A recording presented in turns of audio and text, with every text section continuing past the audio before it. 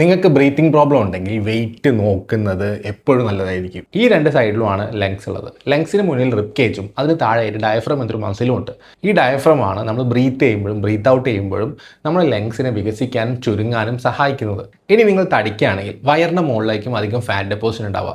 വയറ് കൂടുന്തോറും ഈ ഡയഫ്രത്തിന് നീങ്ങാനുള്ള സ്ഥലം കുറഞ്ഞുകൊണ്ടേയിരിക്കും. അതിൻ്റെ ഭാഗമായിട്ട് നിങ്ങൾ ലങ്സ് വികസിക്കാനും ചുരുങ്ങാനും കുറച്ചൊന്ന് ബുദ്ധിമുട്ടും. അതിൻ്റെ ഭാഗമായിട്ട് നിങ്ങൾക്ക് ഇടയ്ക്കിടയ്ക്ക് പെട്ടെന്ന് ശ്വാസം എടുക്കേണ്ടിയും വരും. ഇനി ഇതിനോടൊപ്പം ചെസ്റ്റിൻ്റെ മുകളിലും ഫാറ്റ് ഡെപ്പോസിഷൻ ഉണ്ടാവുകയാണെങ്കിൽ അവിടെയും നിങ്ങൾക്ക് കുറച്ച് മൂവ്മെൻറ്റ് കുറയും. അതിൻ്റെ ഭാഗമായിട്ടും പെട്ടെന്ന് ബ്രെത്ത് എടുക്കേണ്ട അവസ്ഥ ഉണ്ടാവാറുണ്ട്. പൊതുവിൽ തടി കൂടിയവർക്കൊക്കെ ഈ പ്രശ്നം കാണാറുണ്ട്. പക്ഷെ നിങ്ങൾ ശ്രദ്ധിക്കേണ്ട 3 ഇമ്പോർട്ടൻറ്റ് സിംറ്റംസ് ഉണ്ട്. ഒന്ന്, ഈ പ്രശ്നം ദിനം പ്രതി കൂടിയിരിക്കുന്നുണ്ടെങ്കിൽ. 2, റെസ്റ്റ് എടുക്കുമ്പോൾ പോലും നിങ്ങൾക്ക് ശ്വാസം എടുക്കാൻ ബുദ്ധിമുട്ടുണ്ടെങ്കിൽ. 3, ചെസ്റ്റ് പെയിൻ, ശ്വാസം മുട്ട്, വലിവ് എന്നീ പ്രശ്നങ്ങൾ നിങ്ങൾക്ക് ഇടയ്ക്കിടയ്ക്ക് അനുഭവപ്പെടുന്നുണ്ടെങ്കിൽ. ഇതിന് സ്വാഭാവികമായിട്ടുള്ള ഏറ്റവും ബെസ്റ്റ് സൊല്യൂഷൻ തടി കുറയ്ക്കുക എന്ന് തന്നെയാണ്. അതിനാവശ്യമായിട്ടുള്ള ഡെഡിക്കേറ്റഡ് ഡയറ്റ് പ്ലാൻസ് ഞാൻ ഈ ക്യാപ്ഷനിൽ കൊടുത്തിട്ടുണ്ട്.